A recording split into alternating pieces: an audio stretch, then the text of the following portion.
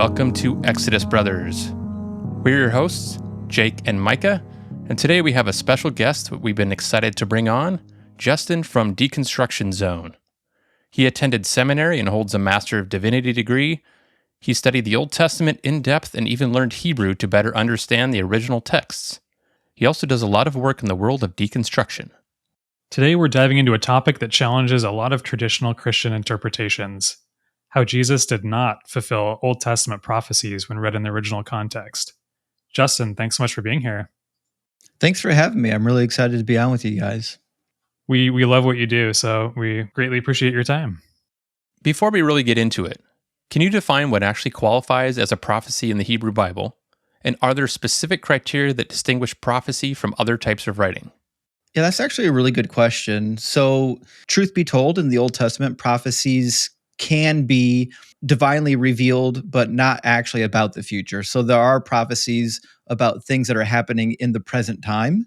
And sometimes there's even prophecies that reveal something about the past. But the one thing that is for sure about prophecies in the Old Testament is that they're revealing something that you wouldn't know otherwise. And then when it comes to messianic prophecies are overt. They are prophecies about this is what the Messiah is going to do. The words of a prophet need to be testable. You need to be able to say, I've got these words. They are from a prophet. They are claiming to speak for God. And therefore, I'm going to test those words. Now, what a prophecy is not is just any random words on a page. Like, you can't just go to, say, like the festival instructions in the book of Exodus and say, in the middle of the festival instructions, there's this word here that shows up hundreds of years later in another book. It must be a prophecy.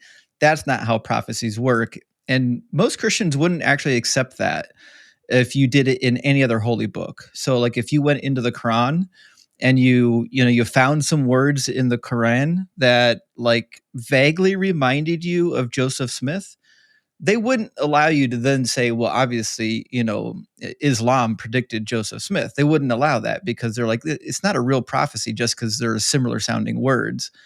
But when we get to the Christian prophecies, specifically how the New Testament is dealing with the Old Testament, those are almost all of the prophecies about the Messiah that we find in the New Testament. Half of them aren't even prophecies, and it's pretty clear that the ones that are prophecies, Jesus didn't actually fulfill them. So this presents a pretty serious problem that Paul tries to fix. And Paul is trying to suggest that Jesus can be found in these types and shadows. Like he was secretly nestled into the Old Testament, and we couldn't see him until he already came and then did what he did, and now we can all see it. So he's got this idea that, he was basically hidden, but has now been revealed. But this actually contradicts what we find in the Old Testament, which is that you need to know that a prophecy is a prophecy to begin with. And God himself in the book of Amos says that he doesn't do anything before first revealing it through his holy prophets, his servants. So this idea that you can just find secret little hidden things nestled in the text that look like something that happened later, that's not really a tradition that holds up under scrutiny. We can find this tradition that the New Testament authors are doing, where they're just going back into texts and finding vague familiarities and applying them as new prophecies outside of the original context they were given in.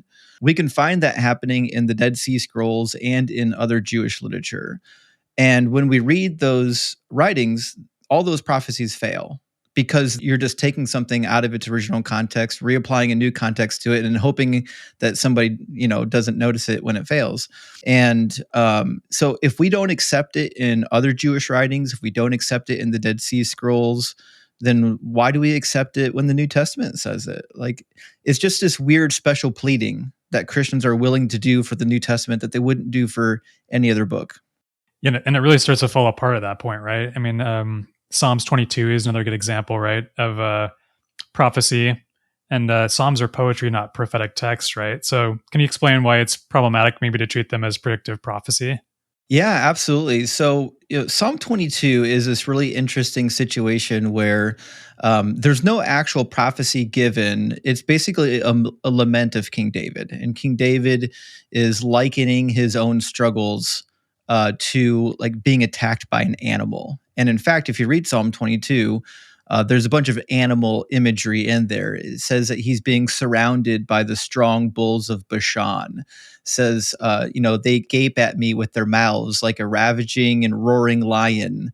So he's using all these animal metaphors. And then when you get down to verse 16, he says, the dogs have surrounded me, right?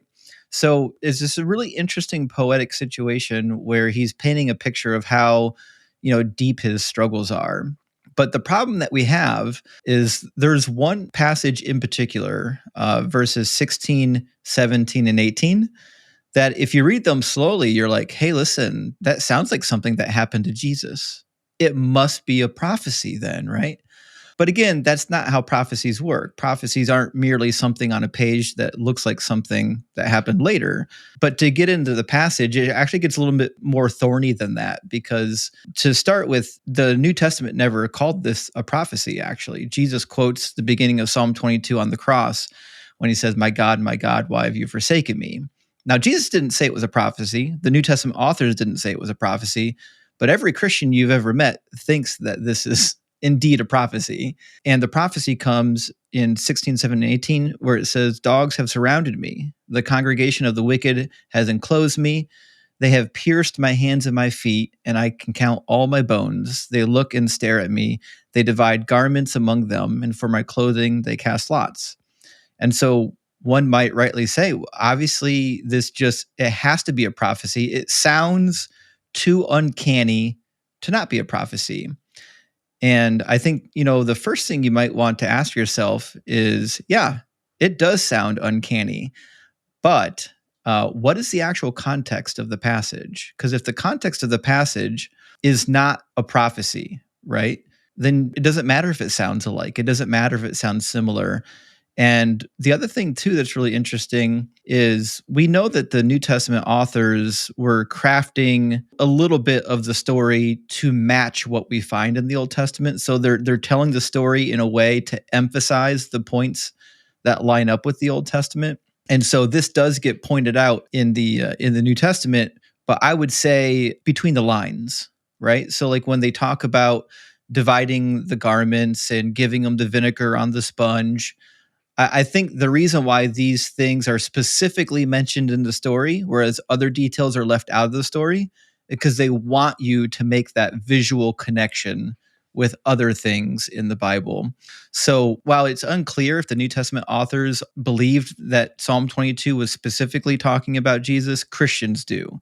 Now, there is one really big problem with Psalm 22, though, because even if you want to be as charitable as possible and say, well, I mean, maybe there's a prophecy here, right? I mean, there's not, but what if we said there was? Well, the prophecy is weird because Christians are going to say that 16, 17, and 18 are the only prophetic passages in here. If you ask them to read the rest of Psalm 22, say, are these prophecies? We'll say, no, only 16, 17, and 18, which is really weird that the whole thing is just a song of lament. And then in the middle of the song, you've got just these 3 verses and well, that's a prophecy. I think this is just being dishonest. And the reason why they cling to it is because for so long, the King James Version says they pierced my hands and my feet. And they say, we've got it. We've got the smoking gun. Because certainly King David was never crucified. So this must be about Jesus. But the fact of the matter is, this doesn't say anything about crucifixion. In fact, the section in Hebrew doesn't say anything about piercing either. This is really bad English translation. And a lot of modern English translations have pointed this out. And if you actually get a copy of the Net Bible with the full translation notes, they'll just explain to you kind of the root of the problem here, which is that the Hebrew word for pierce, which you find in the book of Zechariah, is dakar. That's not what we actually find in Psalm 22. What we find in Psalm 22 is actually a variety of different words. And there's a variety of different words because the earliest manuscript tradition that we have is corrupted. So if you go to the Nehoch Never 5-6 scroll, what you'll find is that there's a corrupted text. There's a bunch of spelling errors in this old Dead Sea Scroll, but it appears to be pretty archaic. And what it says, rather than Dakar, it says Karu. Well, this is really interesting because it's spelled wrong in the Hebrew text. So the way that they spelled it was, Kof, Aleph, Resh, Vav. But that's not the actual way to spell the underlying verb. The underlying verb in the text before it gets conjugated is supposed to be kara. The problem is you could conjugate that as karu, but the way that they conjugated it makes it a word that doesn't exist in Hebrew because they added a spurious aleph after the first letter. And then the word after that, yadi, meaning my hands, that's not correct either. They spelled that word wrong as well. So we've got this really weird, corrupted text, and nobody really knows what the underlying word is because it could be kara, certainly. It could also be ka'ari. If it's ka'ari, then it means like a lion, which is why you've got a bunch of texts that, like, especially in the Masoretic tradition, that say like a lion at my hands and my feet. Because if that's what was originally in the text, it actually makes sense with the rest of the imagery of the passage. If it actually was meant to say karu, but with the correct spelling, it still wouldn't mean pierce. It would actually just mean they dig at my hands and my feet, which is what you would expect if you're being attacked by a pack of wild dogs. So the problem that you have is in both of the textual traditions that come from this corrupted transmission, neither one of them get you to the word pierced. So if your English translation says they pierced my hands, your English translator is lying to you. Yeah, and obviously context matters, right? I feel like a lot of people on your channel specifically too, you'll hear them say like, they'll try to put two things together, and then if it doesn't align, they'll say, "Hey, well, go look at the original Greek word," right? And then you, right. And here's something really interesting too, because a lot of people I've heard this before. They'll say, "Well, you know what? I mean, when was David's clothes ever taken and divided?" Right? They're like, obviously this is about Jesus because there's no story in the Old Testament about it happening to David. But it's actually kind of a bad conclusion to draw, because if the question is, did this ever happen to David? And does the Old Testament say so? The answer is yes. David is saying it right now. He wrote it. He's saying it happened. This idea that you could have your garments taken from you and like divided amongst whoever is there is such a common trope that it shows up in other ancient Near Eastern texts. So this is just what happened when you were in war, and when things weren't going your way, guess what? They're going to kill you. You're going to be starving, and they're going to take all your clothing. And another prophecy that people like to talk about is Zechariah 9:9, and this idea that Jesus fulfilled part of the prophecy. I'm so glad you mentioned that, because there's this idea of partial prophecy fulfillment. You have this trend in Christianity where they kind of know that a lot of these prophecies weren't fulfilled. And so they say, well, it was partially fulfilled. But let's read the part that they say was partially fulfilled and just kind of ask ourselves, let's be honest for a second here and see how compelling of a case this is. So in Matthew 21, it says that he rode, 2 donkeys into Jerusalem, which is a little bit hilarious, trying to figure out the logistics. Like, I don't know if it was like a 2014 style plank across the donkeys or if he had to straddle them. But he's riding 2 donkeys because Matthew doesn't know how to read Hebrew properly. And he assumes that synonymous parallelism means that there's 2 donkeys when there's really only one. But it says, "Rejoice greatly, O daughter of Zion. Shout, O daughter of Jerusalem. Behold, your king is coming to you. Triumphant and victorious is he, humble and riding on a donkey, on a colt, the foal of a donkey. He will cut off the chariot from Ephraim and the war horse from Jerusalem, and the battle bow will be cut off. And he shall command peace to the nations, and his dominion shall be from sea to sea, from the river to the ends of the earth." So if you're just reading that passage, you're kind of like, you have to ask yourself, okay, well, like, it says he's going to be a king and that he's going to cut off the chariots and the war horses and the battle bow. That means he's putting an end to the war, to all the bloodshed and the carnage. That's what the chariots were for. They weren't for just carting people around. These were war chariots. So now you're really kind of in a pickle if you're a Christian, because you're like, oh, shoot, it doesn't actually look like you fulfilled this. The fact of the matter is the only thing in this passage that he actually completed was riding the donkey. But like, I don't know, I've been on a donkey. Am I the Messiah? That seems like such a spurious correlation. Right. Because it seems the Jewish interpretation for the future Messiah was for a physical king who would actually rule in Israel and not this concept of a spiritual king. Yeah, you nailed it. And, I'm sure we'll be able to touch on that because it's kind of critical, because what you'll hear is a lot of conversation about like, well, these other prophecies that actually are messianic prophecies, they'll be like, well, those are all going to get fulfilled later. And as soon as you read them with me, you'll see like why Christians are so quick to say that is because it's so obvious they didn't fulfill it. But they can't get away from Zechariah 9 because the New Testament says he fulfilled it. Right. The fact of the matter is he didn't fulfill it. And the most glaring, even if you cut verse 10 out of it and say, no, well, the prophecy is only verse 9. Okay, sure. There's two prophecies. The author didn't split them up for you properly, so you got to make them yourself. But did he even fulfill verse 9? Of course not. Verse 9 says he's going to be a king, and he was never a king. In fact, the ruling authorities had him executed. And so the only thing you're left with at that point as an apologist is to say, well, he's the King of Kings, which is a nonsense phrase that is unfalsifiable. Or you can say something like, well, he will be the king when he comes back. But then you back at square one, which means he didn't actually fulfill the prophecy. Yep. Any prophecy where if you ask somebody, how was this prophecy fulfilled? And they have to say back at you, well, it'll be fulfilled at such and such point in time. Well, by definition, that's an unfulfilled prophecy, which means you can't use it as justification for fulfilled prophecy. Another issue I often see is secondary interpretations, where people impose their own subjective reading of the prophecy, which then makes it open to anything subjective. Yeah, I really agree with you on this one. And I think as of late, my favorite example of this is Isaiah 61. And it gets quoted in Luke chapter 4. And the reason why I like this example is because when you're reading Isaiah 61, if you know anything about the context, it's actually pretty clear to see what Isaiah is writing about.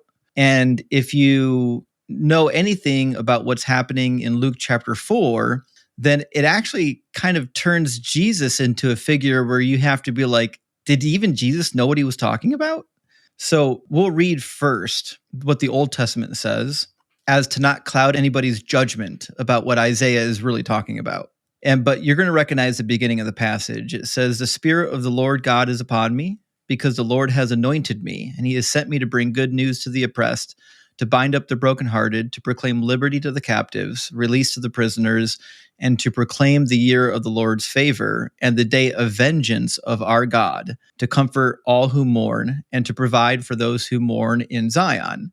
Now we've got a geographical reference to the prophecy finally. So first of all, it hasn't really predicted a whole lot.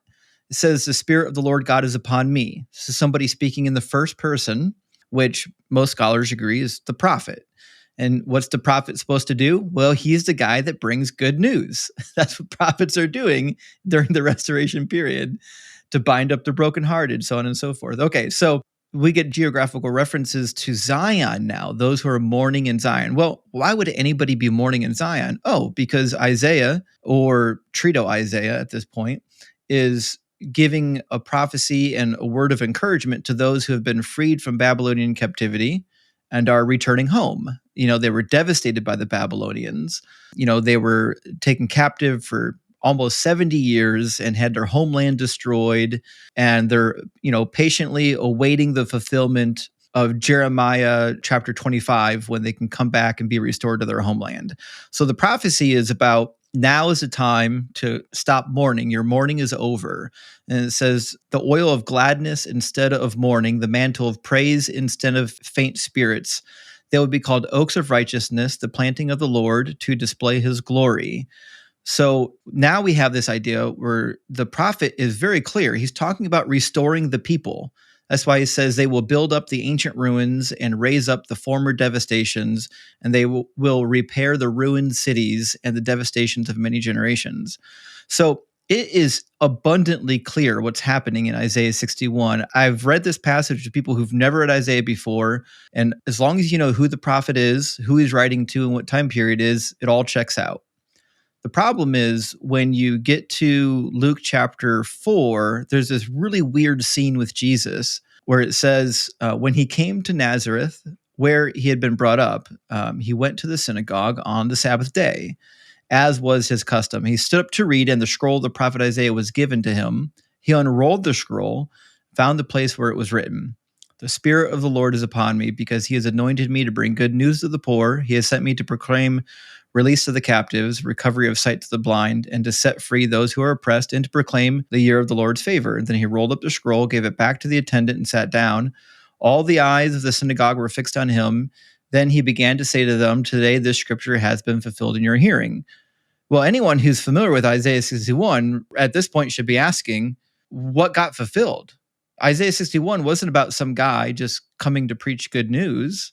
Like, there was an actual restoration that was supposed to happen. And the restoration never actually happened. In fact, they got devastated by the Romans again in 68 to 70, and then during the Bar Kokhba rebellion in the 2nd century.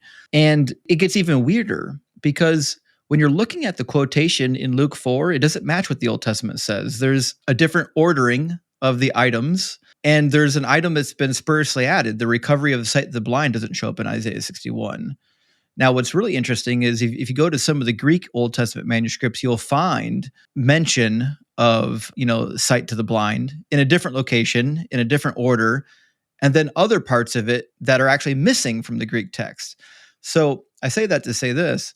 We don't have a single manuscript in Greek or Hebrew that actually matches what was spoken in Luke chapter 4, which is wild to me. That if God was really interested in making sure that his word was preserved, I would expect that the guy who wrote it, being Jesus, because Jesus is God, I would expect that Jesus could quote the Old Testament with an actual perfect accuracy. I don't expect that from everybody, but I would expect that from Jesus. That's a good point. And speaking of Isaiah, one of the most popular prophecies the Christians point to is Isaiah 53, the suffering servant. But when you read it in context, it pretty clearly seems to be saying that the suffering servant is Israel. Yeah, for sure. So this is a really interesting prophecy because, and I understand why Christians find it compelling. I really do. But if you don't know what's happening in Isaiah, and all you did was read the 4th servant song, you could definitely see why you might think that's a prophecy about Jesus specifically. And I'll read a couple of verses for you guys that I think will kind of highlight the problem. And then maybe we can talk a little bit about the context. So if you just want the quick route, this is like the too long didn't read route for how we know that Isaiah 53 is actually about the nation of Israel and not about the Messiah, is Isaiah 41, 8 through 9. The prophet tells you, it says, "But you, Israel, my servant Jacob, whom I've chosen, the offspring of Abraham, my friend, you who I took from the ends of the earth and called from its furthest corners, saying to you, you are my servant." So God is speaking through Isaiah saying, Israel, you are my servant. I've chosen you to be my servant. And then he does it again in Isaiah 43:10. He says, you are my witnesses. Now, this is where it gets fun because Christians will say, listen, the servant is a singular entity. It can't be a nation. Well, first of all, it literally is a nation because he tells you, but explicitly in verse 43, he says, you are my witnesses. That's a plural, says the Lord, and my servant whom I've chosen, which is in the singular, so that you may know and believe in me. So the servant is a singular metaphor. There's a multitude of people that are being made into a metaphor as a singular servant. That's why we've got this singular language. And then Isaiah 44, 1 through 2, hear now, O Jacob. And Jacob, for those who don't know, is just another word for Israel. That's the patriarch of the nation. But he says, hear, O Jacob, my servant, Israel, whom I've chosen. Thus saith the Lord who made you, who formed you in the womb and will help you. Do not fear, O Jacob, my servant. And then 44:21, remember these things, O Jacob and Israel, you are my servant. So again, he says, Jacob and Israel, you are my servant. Then Isaiah 45:4, for the sake of my servant Jacob and Israel, my chosen, I call you by name. I give you a title, though you do not know me. So again, the servant is Jacob and Israel. And the last one is Isaiah 48:20. It says, go out from Babylon, flee from Chaldea, declare this with a shout of joy, and proclaim it and send it forth to the ends of the earth, and say, the Lord has redeemed his servant Jacob. I think this is the most important passage leading up to 53 because chapter 40 to 55 is called Deutero-Isaiah or Second Isaiah. And there's actually a theme. In Deutero-Isaiah, the theme is your penalty has now been paid through the Babylonian exile. It's time to come home. And it starts out in chapter 40 with the declaration, verses 1 and 2, where it says, "Comfort, O comfort my people, says your God. Speak tenderly to Jerusalem and cry to her. She has served her term and that her penalty has been paid." Now, this is the interesting part. It says, "She has received from the Lord's hand double for her sin." And that's a really important part that I think people are skipping over, because the prophet actually tells you on a couple of different occasions why they received double for their sin. So they paid for their sins, and they also got a little bit extra because in the additional abuse that they took at the hands of the nations, when God vindicates them, when he exalts them, they are going to be so ashamed of what they did to the servant that they're going to come and essentially seek the Lord of the Israelites and repent of their wicked behavior. And so Isaiah chapter 40 is actually setting the stage for how you're supposed to read the whole rest of the unit. And the whole rest of the unit is about the subsequent restoration of the people of Israel. And then because of that, because of what he's doing with Israel, all the other nations are going to know that he is the one true God. Now, if you want to say, but yes, obviously there's some stuff that's hard to make sense of. If you read 53, there's a couple of verses in there that are like, I don't see how the nation of Israel could have done that. But trust me, I understand the complaint. I understand why people would see that. But if you have this urge to say, no, it must be about an individual that dies for somebody's sins, you now have created a prophecy that contradicts every other prophecy about the Messiah in the Old Testament. There's not a single messianic prophecy in the Old Testament about an individual dying. On the other hand, we've got dozens upon dozens of prophecies about the nation of Israel suffering and then being vindicated. And then through their suffering and vindication, the nations are going to know that they are actually the people of God and that their God is the only real God. And so there's this abundantly clear idea in all of the prophets of the restoration period that it is the restoration of Israel that brings about the glorification of God and all the foreigners recognizing that that God is the right God. It has nothing to do with anyone dying for anyone's sins, because God is more than willing to forgive anyone as long as they repent of their sins. You don't have to sacrifice animals. In fact, when David sinned with Bathsheba, when he repented of his sins on the spot, Nathan said to him, "The Lord has already put away your sin." Didn't have to sacrifice anything, didn't have to burn up any goats, didn't have to offer a tenth of an ephah of fine flour. God is always willing to forgive. And when the temple was dedicated under Solomon, what was said? It says, when you go on your way and you sin, if you will turn to me and pray, I will hear you in heaven and I will forgive your sin and heal your land. So while God does set up a ritualistic system in the Old Testament, that's not the only means of, getting your sins forgiven. So there's this weird idea in the New Testament where somebody has to die for your sins, but that's not really in the Old Testament.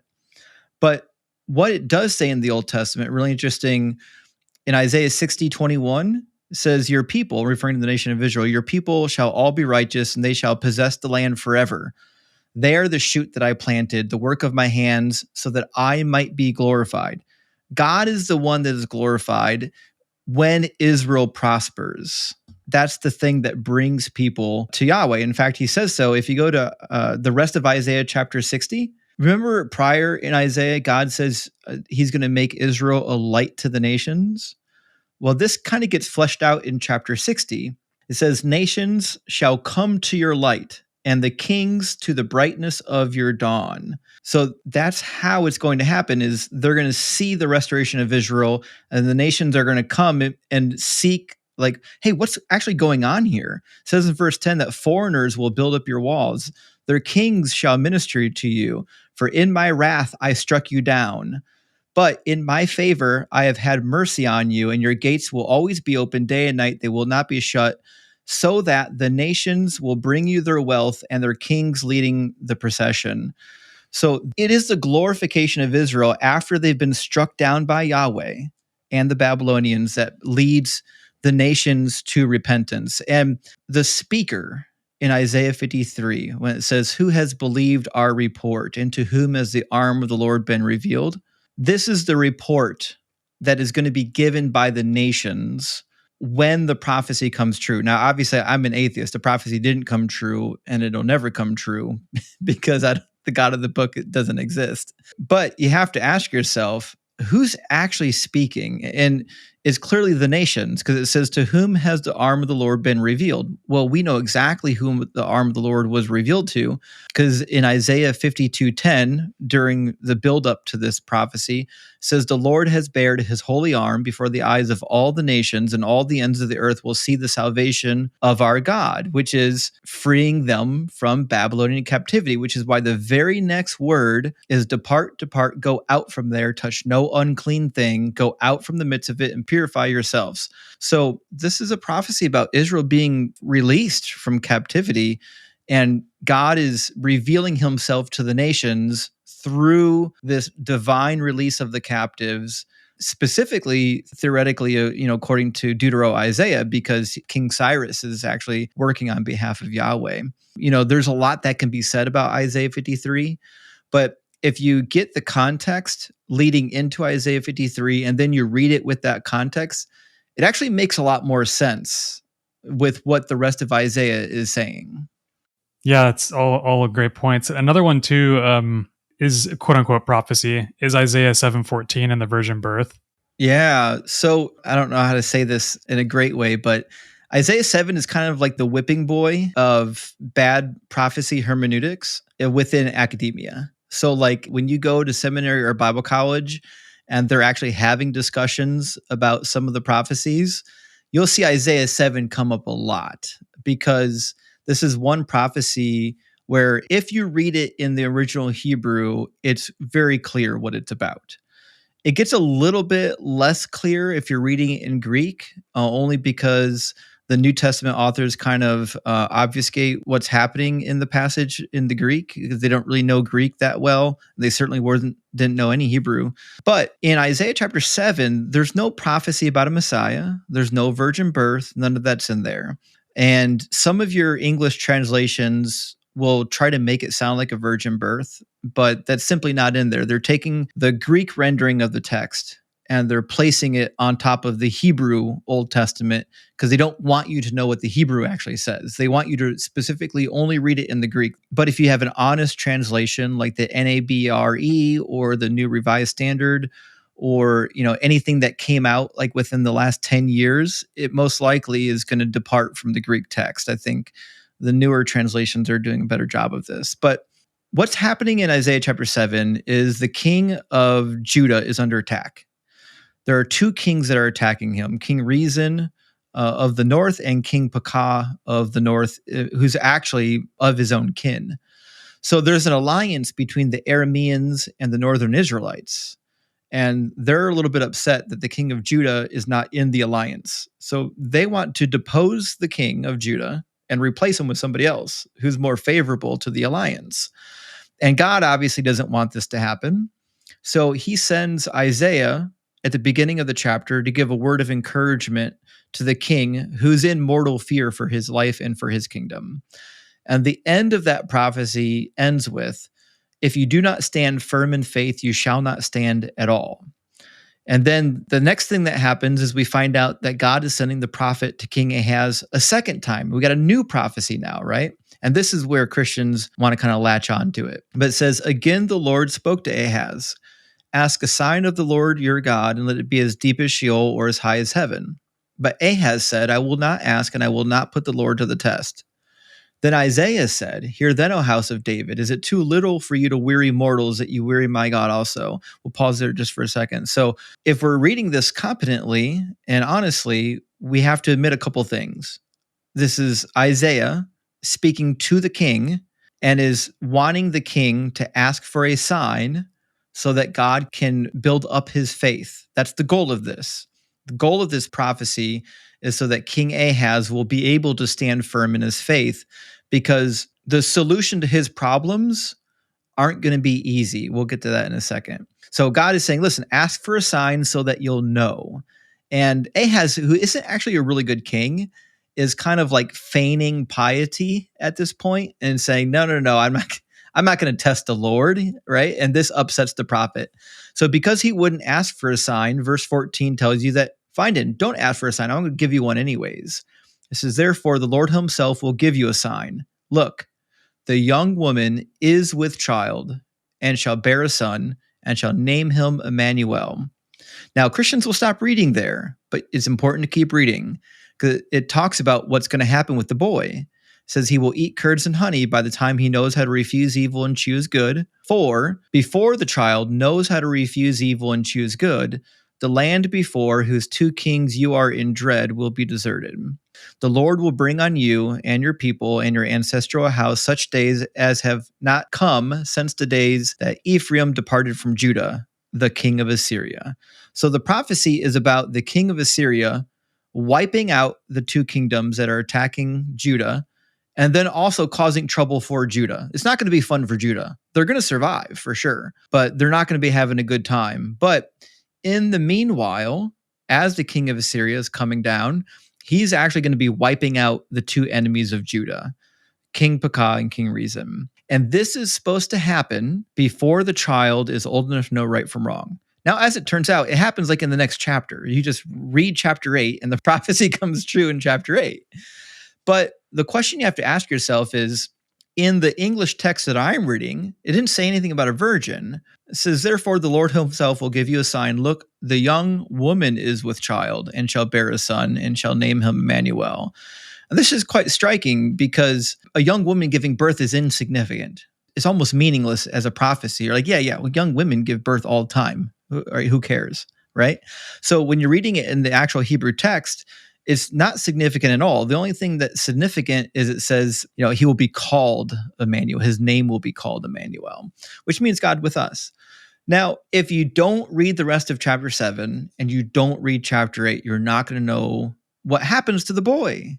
But he turns up. In chapter 8, we learn, most scholars believe that the son that is born in chapter 8 is a son that was predicted in chapter 7. And it's said of the boy in chapter 8 that he's going to serve as a timeline, right? So there's a child born to the prophetess in chapter 8. It says, the Lord said to me, take a large tablet and write on it in common characters belonging to Maher-shalal-hash-baz, and have it attested for me by reliable witnesses, the priest Uriah and Zechariah, son of Zeberechiah. So then I went to the prophetess, and she conceived and bore a son. Then the Lord said to me, name him Maher-shalal-hash-baz.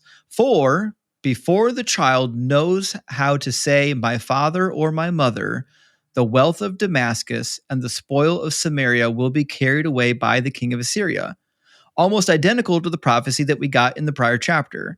Now, it's important to recognize that chapter 7 and chapter 8 aren't like precise chronologies. There's a bunch of chapters in Isaiah that are actually out of order chronologically speaking. So it's probable that the child born in chapter 8 was already conceived when the prophecy in chapter 7 was being given.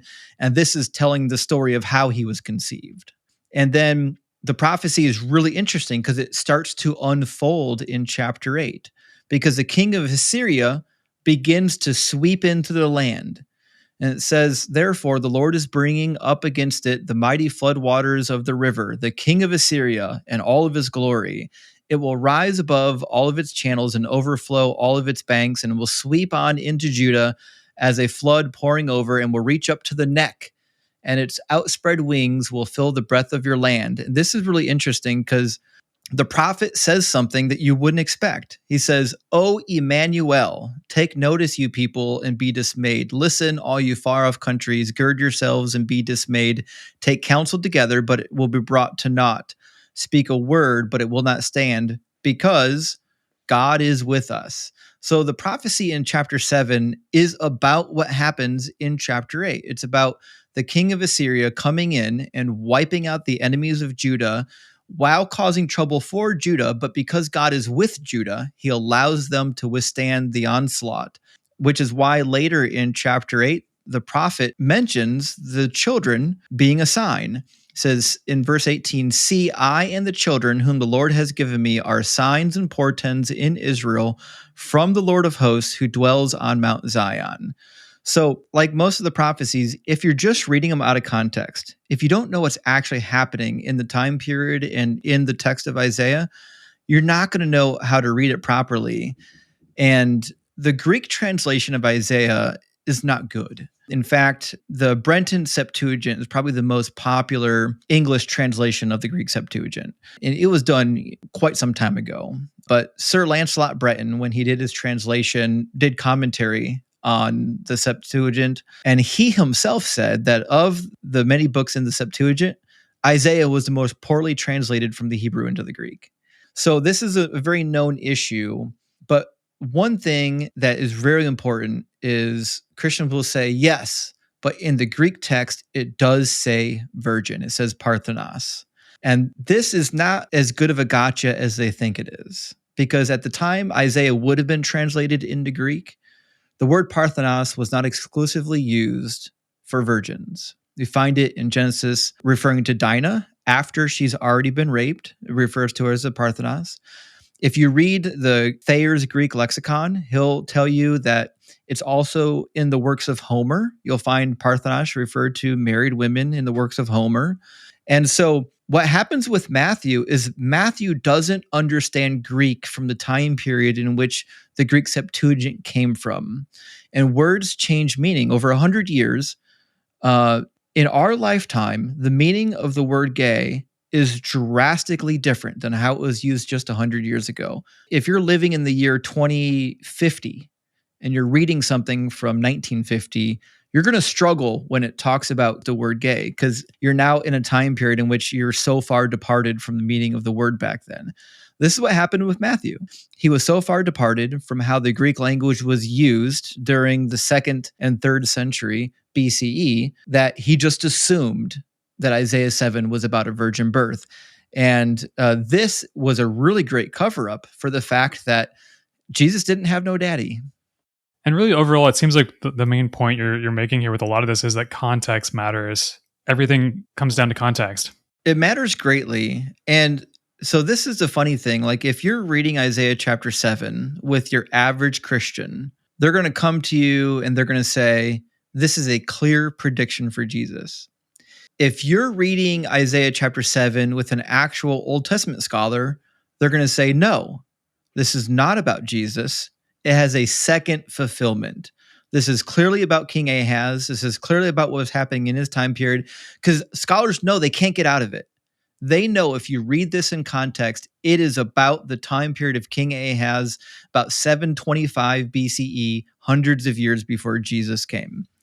So what they have to do after that, then they have to say, well, it was also secondarily fulfilled again in Jesus, which to me is just disingenuous. Because at what point can you go into the Old Testament and just say, listen, I'm going to invent a new second interpretation to a prophecy, and that second interpretation is very subjective. If you're saying, I have an interpretation of a prophecy, but this interpretation is divorced from the original context, is divorced from the original timeline, is divorced from the original message of the author, well, that's a subjective interpretation. I could do that with any book. I can go into the Book of Mormon and find any passage I want to that, is vaguely familiar to what's happening in my life, and just say, look, obviously it was talking about me. I know it has a context originally, but I've got a new secondary context. It's a dual fulfillment, and I'm the dual fulfillment of it. But nobody would accept this in any other religion with any other text. I'm baffled that Christians are willing to accept it in academia. Outside of academia, they don't really know that this is the way the text is meant to be interpreted. But in academia, I'm still baffled by the amount of PhD holding candidates that are willing to accept such spurious relationships to prophecy. What do you think that biggest disconnect is with scholars and many Christians who think that that these prophecies were fulfilled, because there seems like to be a huge disconnect.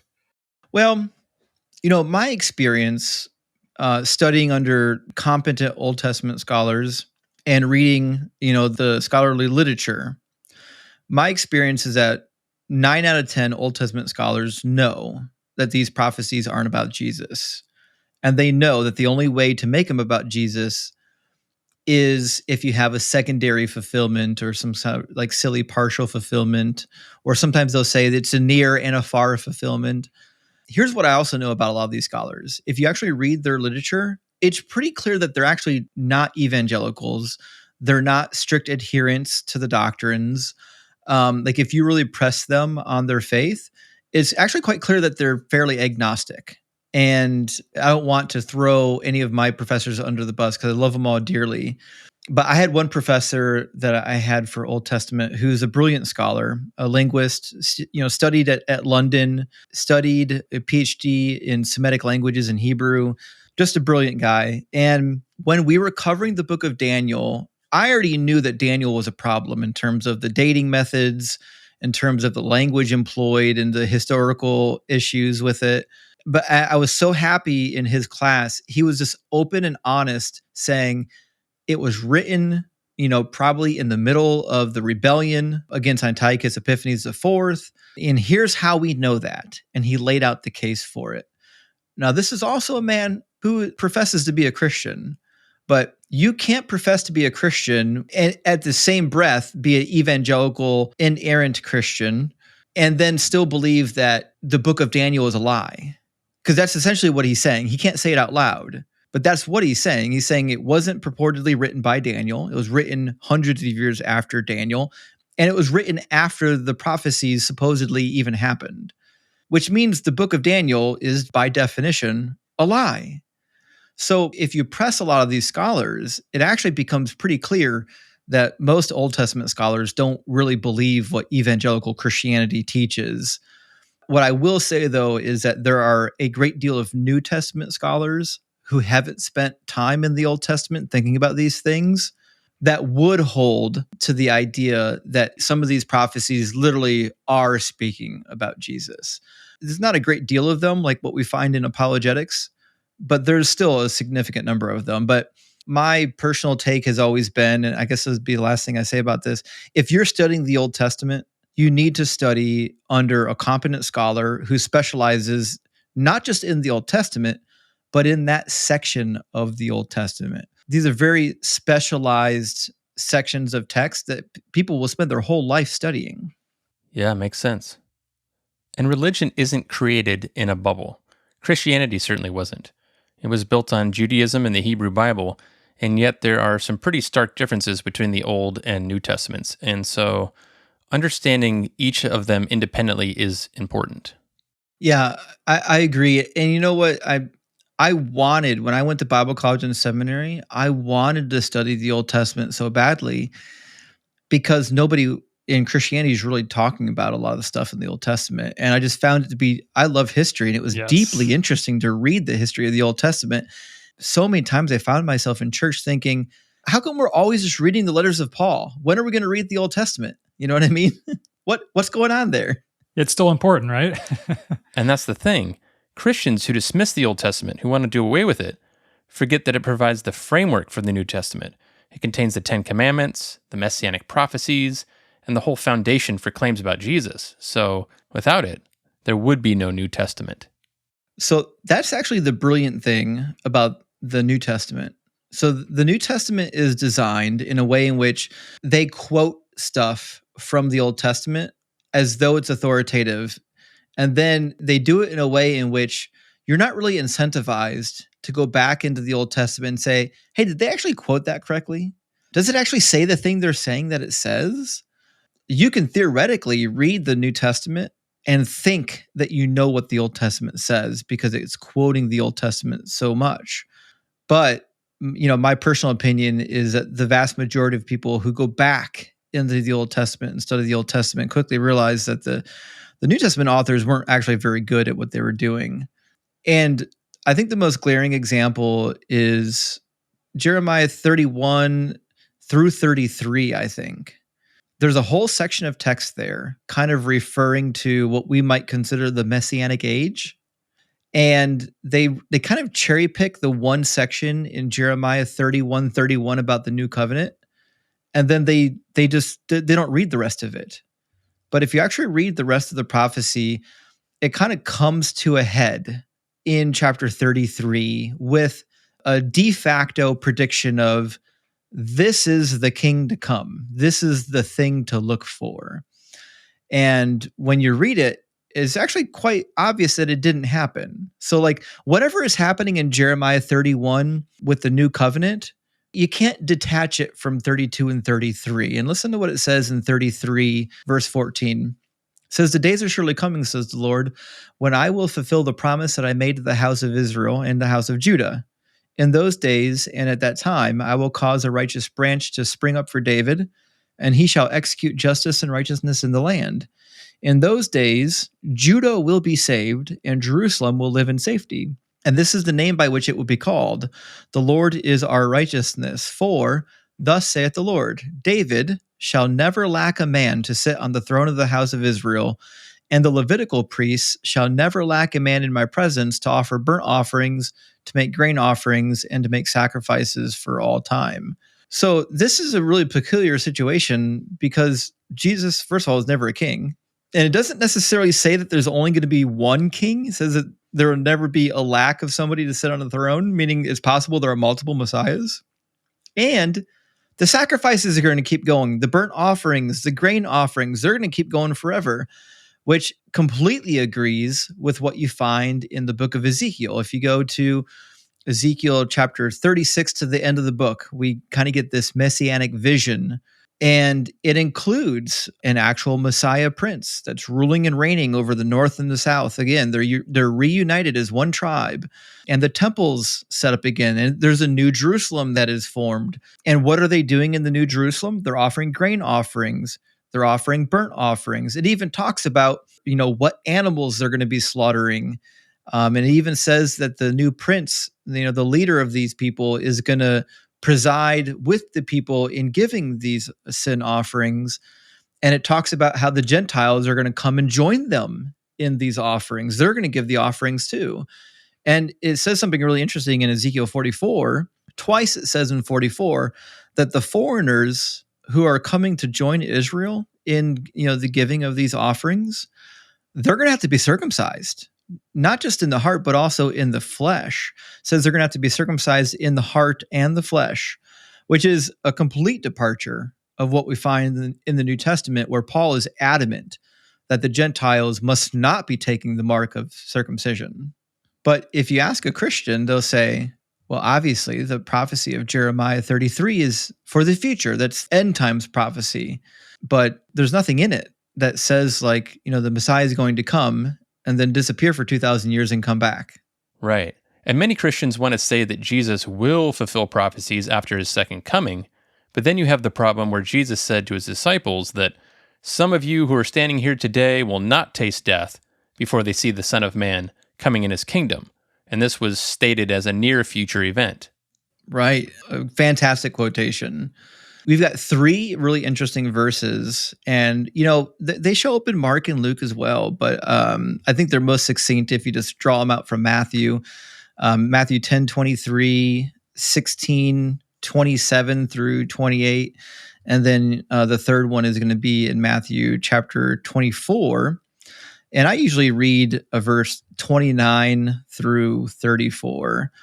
But to be honest, the speech that's given in Matthew 24 goes all the way through chapter 25, and a lot of people quit reading. But in Matthew 10:23, when he sends the people out to his disciples to the villages to preach, he says, "When they persecute you in this town, flee to the next. For truly I tell you, you will not have finished going through all the towns of Israel before the Son of Man comes." Oh, that's really interesting. Okay.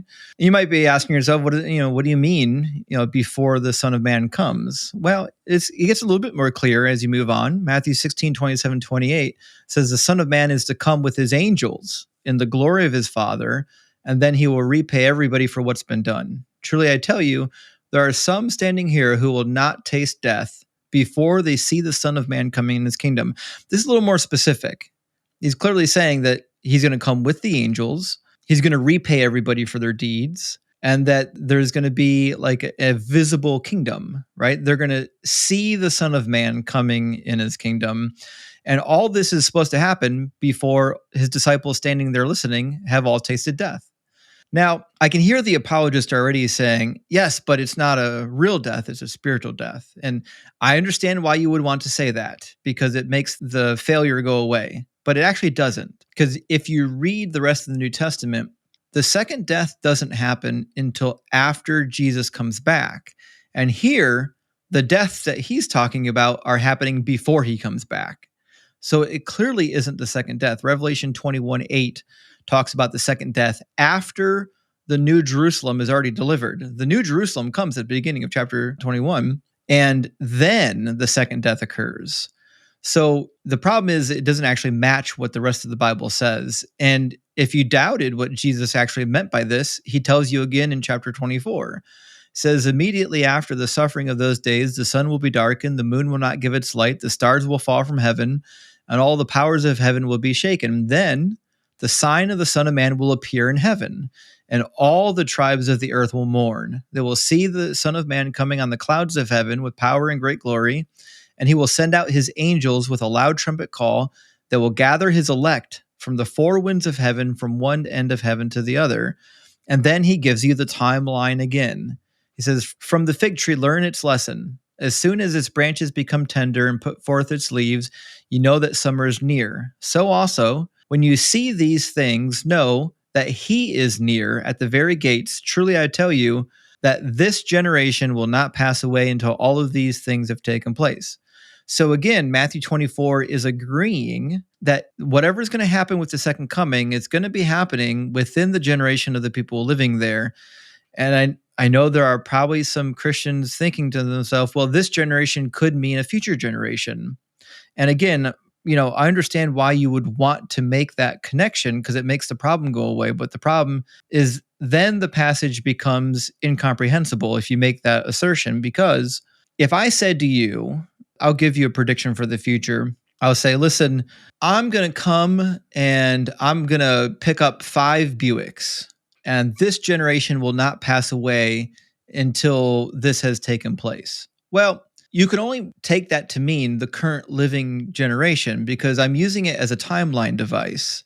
If it's talking about a future generation, it's meaningless, because obviously the people that are alive when I do the thing I said I'm going to do are going to be alive. I don't have to tell you that. That's a redundant statement. So the statement that Jesus is making is actually meaningless if you're just saying, well, obviously it's about a future generation. Yeah, I feel like this is like the most pivotal one specifically. I mean, you lose this, you pretty much lose everything, right?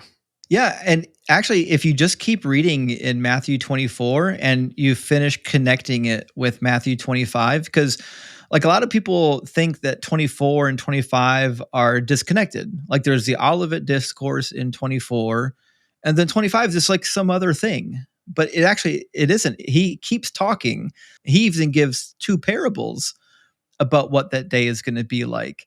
But I want to connect 25 with something interesting, because in 24, he says, the sign of the Son of Man will appear in heaven, and all the tribes of the earth will mourn. They will see the Son of Man coming on the clouds of heaven. This is the judgment scene, right? Well, chapter 25 is the judgment scene. 25:31 says, when the Son of Man comes in his glory with all the angels with him, he will sit on the throne of his glory, and all the nations will be gathered before him, and he will separate the people one from another, as a shepherd separates the sheep from the goats.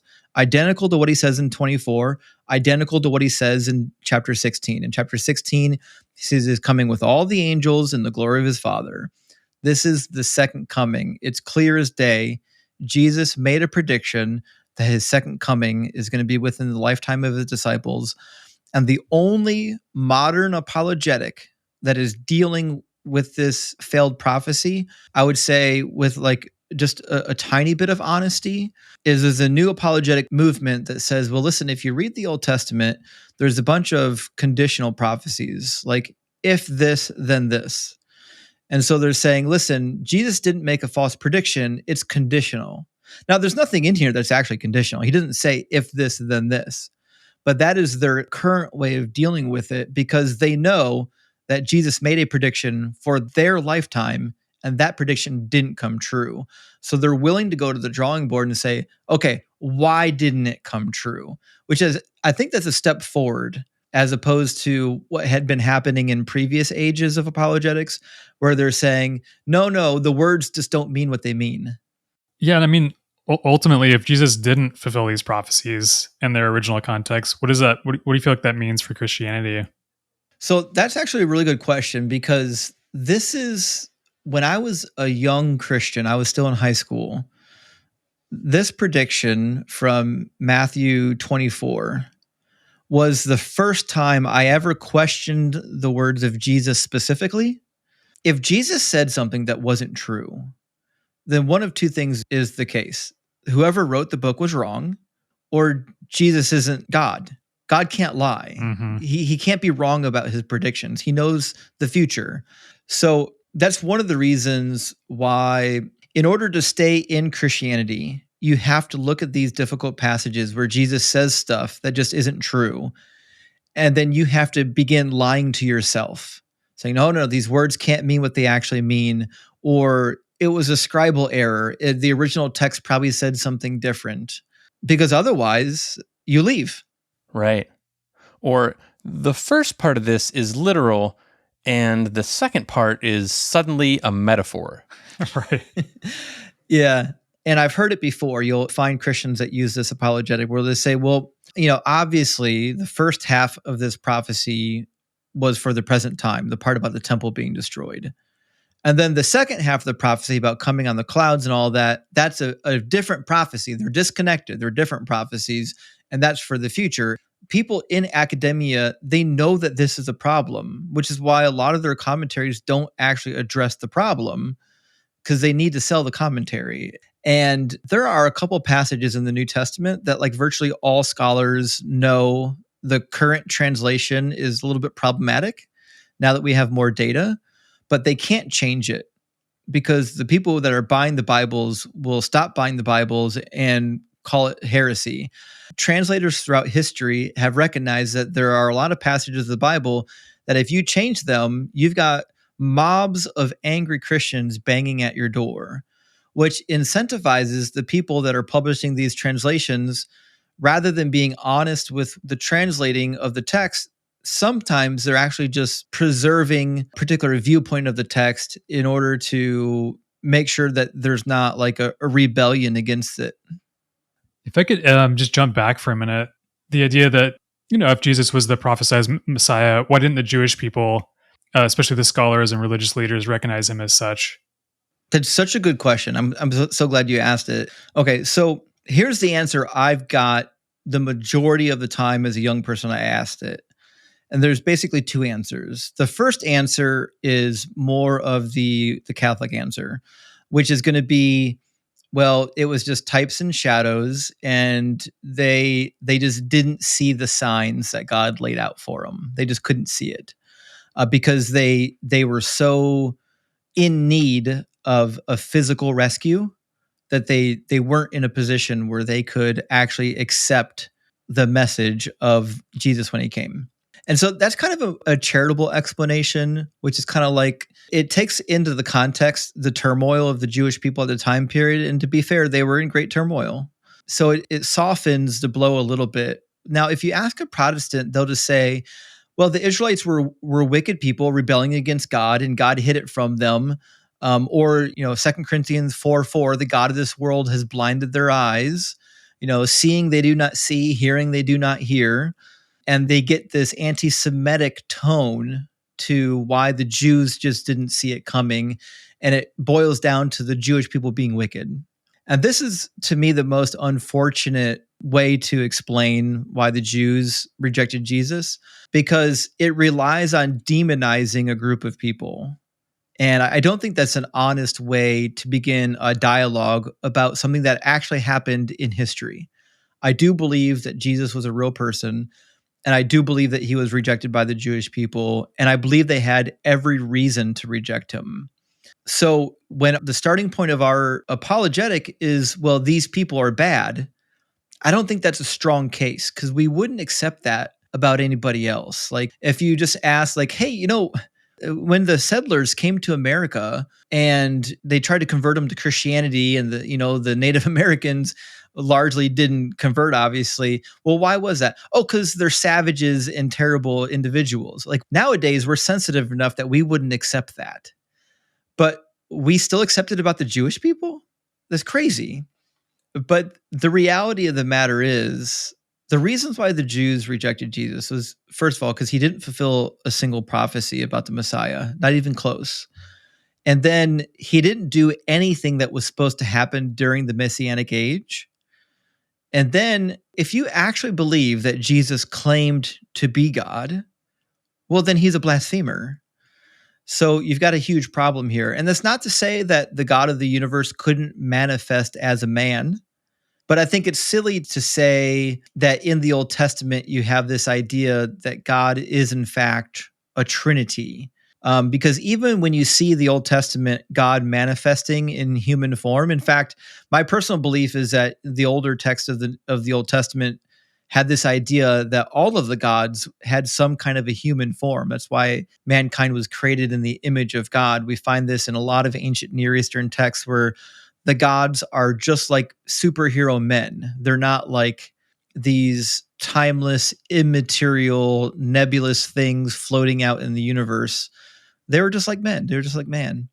And so when we see God of the Old Testament, like Genesis 18, Yahweh shows up with Abraham and two of his angels, and they're eating and drinking with Abraham. I see this as an ancient depiction of what they literally thought Yahweh was like. Not that he just manifested that way. Not that he couldn't. I mean, he's God.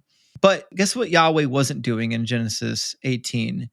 He wasn't having a conversation with his Father in heaven while he was on earth. That's a silly thing to think. The mind of Yahweh followed Yahweh wherever he went. He didn't have multiple personality disorder. So I think the Jews rejecting the idea of the Trinity, like Jesus is God, but Jesus is also the Son of God, but he's also praying to God, but he's not God, but he is God, Yeah. is an illogical concept to buy into. And I know that they want to tap into this idea that, well, Jesus is the angel of Yahweh. And if you look at the angel of Yahweh in the Old Testament, he's acting independent of God. But it's clear that in the Old Testament, the angel of Yahweh is acting on behalf of God using the authority given to him through the divine name. It's not that the angel of Yahweh is Yahweh, it's that he's acting in place of Yahweh. And if you don't know anything about the ancient Near Eastern world, you would find this to be very weird. But Dan McClellan and a lot of other scholars have written on this, and I'm very familiar with the ancient Near Eastern texts.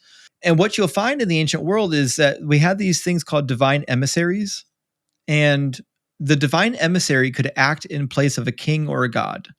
And when they were in your presence, you had to treat them as though they were the king or the god. And so we find this happening in ancient texts where a king will send somebody. It's just a servant, nobody special, but he's carrying the divine, the majesty of the person who's sending them. And what do? When they're in your presence? You bow to them. And then you talk to them as though they are the king.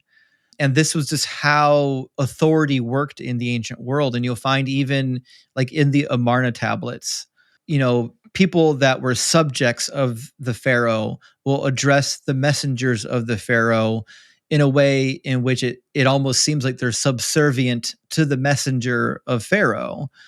But the reality was, this is how emissaries worked. They carried the weight and the authority of the person that sent them. Well said. Now that I've, just like you guys, I've deconstructed from the faith, I actually have more options at my disposal to interpret the text. Whereas if you're in the faith, your method of dealing with the text is, I must interpret this text in a way that aligns with my faith, or I can't be in the faith anymore. Yes. But once you've dropped that baggage, you can read the text and say, oh, this really matches, identically what was happening in the time period over here in Assyria. Like if you read the book of Isaiah, and then you read the other prophecies from ancient Assyria, the Neo-Assyrian Empire from the same time period, it's wild that like these prophecies we see in Isaiah we see almost identical prophecies from Assyrian prophets about their kingdom. Like what we find in the Bible is nothing unique. These prophets were everywhere doing all the same things. And it's just really fascinating once you've got comparative literature to read alongside the Bible, how so much of the Bible starts to make sense. And you'll find like there's sections of Isaiah where Isaiah is quoting Assyrian mythology. And then there's other passages where he's quoting from Canaanite mythology. And if you're familiar with Canaanite mythology, like you certainly would recognize it. So it's just really interesting, once you've deconstructed from the faith, it's not a reason to put down the Bible and stop reading it. In fact, it gives you all more reason to pick up the Bible, familiarize yourself with the text with a newfound freedom to read it without being afraid of what you might find in it. That's a good point. Justin, this has been a fascinating, enlightening conversation. You have such a wealth of knowledge. Thanks for taking the time and breaking all of this down with us. My pleasure. For those who want to hear more from Justin, be sure to check out his YouTube channel, Deconstruction Zone, where he hosts live shows and dives into a variety of topics. And we'll have a link in the show notes, so go give it a watch. And as always, thanks for listening. We'll see you next time. Cheers.